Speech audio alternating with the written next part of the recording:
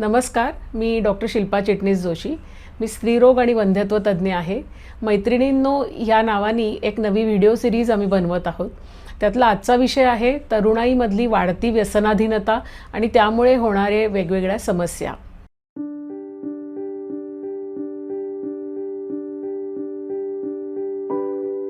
तर ह्यावरून एक किस्सा आठवला की माझी मैत्रीण मुंबईला एका लग्नाला गेली होती आणि सगळा समारंभ आतमध्ये चालू असताना, रिसेप्शनचा समारंभ संध्याकाळच्या वेळेला चालू असताना अचानक बाहेर एक मुलगा झोपलाय आणि काहीतरी विचित्र दिसतोय असं कळल्यामुळे सगळे बाहेर धावले. तर हा मुलगा असा आडवा पडला होता एका तिथल्या बेंचवर आणि कितीही त्याला उठवण्याचा प्रयत्न केला, काहीही केलं तरी तो अजिबात कुठल्याही, म्हणजे जनरली वेदनादायक स्टिम्युलसला हे करून तरी मुलं उठतात, तर तसं कुठलंही त्याला कितीही हलवलं, कुठलाही थोडा चिमटा काढला तरी तो उठत नव्हता. तर माझी मैत्रीण थोडीशी चिंताग्रस्त झाली आणि म्हणाली की याला आपण हॉस्पिटलमध्ये नेऊया. पण त्याचे मित्र आले धावत आणि ते म्हणाले की काकू जाऊ द्या, तो जरा हाय आहे आणि होईल उद्यापर्यंत तो नीट. तर जास्त चौकशी करताना असं कळलं की जेवढी मुलं तिथे होती ती सगळीच गांजा तर करत होतीच, पण त्याच्याबरोबर अल्कोहोल पण घेत होती. आणि अल्कोहोल आणि गांजा ह्याचा एकत्र इफेक्ट होऊन असं झालं होतं की हा मुलगा जवळजवळ पूर्ण बेशुद्धावस्थेत होता. दुसऱ्या दिवशी सकाळी उठून तो मुलगा घरी गेला त्याच्या. पण ह्याच्यावरून सध्याच्या गंभीर परिस्थितीची आपल्याला कल्पना येते. तर वेगवेगळ्या प्रकारची व्यसनं ह्या तरुण मुलांमध्ये वाढत चालली आहेत. याच्यामध्ये अल्कोहोल म्हणजे दारू आणि सिगरेट तर पहिल्यापासूनच होतं, त्याच्यात आता गांजाची भर पडली आहे, ज्याचं प्रमाण खूप जास्त वाढत चाललं आहे. वेपिंग नावाचा नवा प्रकार आलेला आहे की जो जरा थोड्याशा उच्चभ्रू वर्गात खूप जास्त कॉमनली दिसतोय. वेपिंग म्हणजे एक असं इन्स्ट्रुमेंट असतं छोटंसं स्टीलचं किंवा प्लॅस्टिकचं. याच्यामध्ये प्रॉब्लेम असा आहे की हे जे इन्स्ट्रुमेंट आहे याच्यामध्ये ॲक्च्युली टोबॅकोच म्हणजे तंबाखूच स्मोक केली जाते, पण ती वाफेच्या माध्यमातून इनहेल केली जाते, म्हणजे वाफेच्या माध्यमातून ती आतमध्ये घेतली जाते. तर तरुण लोकांमध्ये अशी खूप समजूत आहे की वेपिंग इज सेफ आणि त्यामुळे काही नुकसान होत नाही. पण हे लक्षात घ्यायला पाहिजे की वेपिंग म्हणजे शेवटी ही तंबाखूच आहे आणि ती शरीराला हानिकारक आणि खूप जास्त वाईट परिणाम करणारी असणारच आहे. आणि अक्षरशः शाळेतली 7वीची काही मुलं किंवा 9वी-10वीची मुलंसुद्धा सर्रास वेपिंग करताना दिसतात. याच्यामध्ये एक समस्या अशी पण आहे की वेपिंगचं हे जे इन्स्ट्रुमेंट असतं हे वेगवेगळ्या प्रकारच्या रूपांमध्ये दिसतं. तर कधी कधी ते पेनसारखं सुद्धा दिसू शकतं, कधी खोडरबरसारखं दिसतं. त्यामुळे दुरून बघणाऱ्याला ही कल्पनाही येत नाही की हा मुलगा किंवा ही मुलगी वेप करते. आणि हे असे नको ते शोध लावून ही पिढी वेगवेगळ्या नादांना लागते असं आपल्याला दिसतंय. तर वेपिंगमध्ये सुद्धा तंबाखूच असते आणि त्याचासुद्धा तितकाच वाईट परिणाम होऊ शकतो. आणि दुसरं म्हणजे वेपिंगमध्ये वेगवेगळे फ्लेवर्स असतात, स्ट्रॉबेरी, ब्लूबेरी वगैरे या प्रकारचे. त्यामुळे तोंडाला वास येऊन जसा स्मोकचा वास येतो किंवा दारूचा वास येतो तसा वेपिंगचा कुठलाच स्मोकचा वास येऊ शकत नाही, स्मोकही नसतो.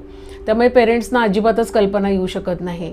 तसंच थोडं गांजाचं सुद्धा आहे की समजा मुलांनी स्मोकिंग ड्रिंकिंग केलं तर पालकांच्या लक्षात येऊ शकतं, पण गांजा घेतला असेल तर बऱ्याच वेळा तो जो पर्टिक्युलर त्याचा एक वास असतो तो तुम्हाला माहीत नसेल तर तुम्हाला कळणं शक्य नाही की या मुलांनी गांजा घेतला आहे का नाही.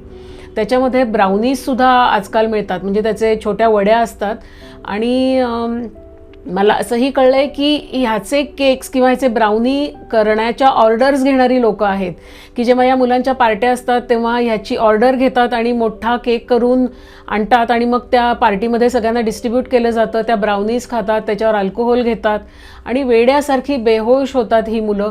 आणि यामध्ये बरेच धोके होतात की तुमचा सगळा अलर्टनेस कमी झाल्यामुळे किंवा तुमच्या मनावरची बंधनं कमी झाल्यामुळे या मुलांकडनं लैंगिक गोष्टी घडू शकतात. कुणाबरोबरही समजा मुलांना गैरफायदा घ्यायचा असेल मुलींचा तर ह्याच्यामध्ये लैंगिक शोषण अशाही गोष्टी होऊ शकतात किंवा ड्रायव्हिंगमध्ये सुद्धा प्रॉब्लेम येऊ शकतात. लाँग टर्म या गोष्टी अतिशय जास्त झाल्यामुळे बुद्धीचाही प्रॉब्लेम होऊ शकतो, म्हणजे मेंदूवर परमनंट त्याचा कायमस्वरूपी परिणाम होऊन बुद्धी कमी होणे किंवा आकलन कमी होणे या गोष्टीसुद्धा होऊ शकतात. तसंच अतिशय जास्त गांजा किंवा वेपिंग किंवा या सगळ्या गोष्टींमुळे स्किझोफ्रेनिया, काही मानसिक आजार जडू शकतात या तरुण पिढीला. आणि आता असं झालं आहे की ही संख्या इतकी जास्त झाली आहे मुलामुलींमध्ये की जी मुलं हे करत नाहीत ही मायनॉरिटीमध्ये आहेत. म्हणजे आज असा प्रश्न उपस्थित झालेला आहे की जी मुलं मुली हे करत नाहीत, म्हणजे स्मोक करत नाहीत, गांजा करत नाहीत, अल्कोहोल करत नाहीत, त्यांना कुठल्याही पार्टीला जायची सोय राहिलेली नाही आहे.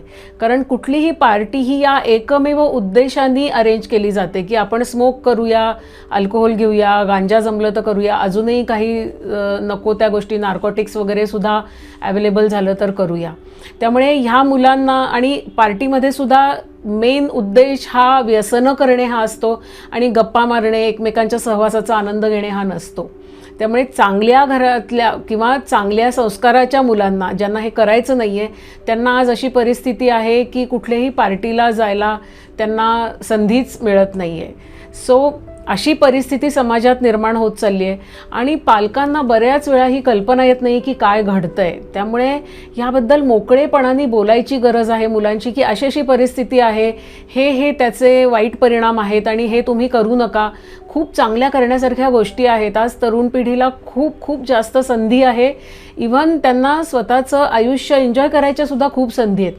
पण व्यसनांमध्ये अडकून स्वतःचं पूर्ण नुकसान करून घेणं, स्वतःचं आयुष्याचं नुकसान करून घेणं हे त्यांनी करू नये. यासाठी पालकांनी आणि मुलांमध्ये मोकळा संवाद असणं गरजेचं आहे. तर परत परत मी हे सांगते की बऱ्याच वेळा आपल्या इथे पालकांना वाटतं की माझ्या घरापर्यंत ती ही गोष्ट आलेली नाही, ही शेजारच्या घरात होऊ शकते, माझ्या घरात नाही होणार. त्यामुळे हे मुलांशी मोकळेपणाने बोला. वेपिंगविषयी वगैरे ह्या ज्या सगळ्या गोष्टी मला कळलेल्या आहेत ही मला माझ्या मुलांशी बोलूनच कळलेल्या आहेत. सो तुम्ही तुमच्या मुलांशी जर का मनमोकळेपणाने गप्पा मारल्यात, कुठलंही त्यांना भीती न दाखवता, तर तुम्हाला बऱ्याच गोष्टी कळू शकतील आणि तुम्ही तुमच्या मुलांना ह्या सगळ्या भयंकर प्रकारापासून वाचवू शकाल. धन्यवाद.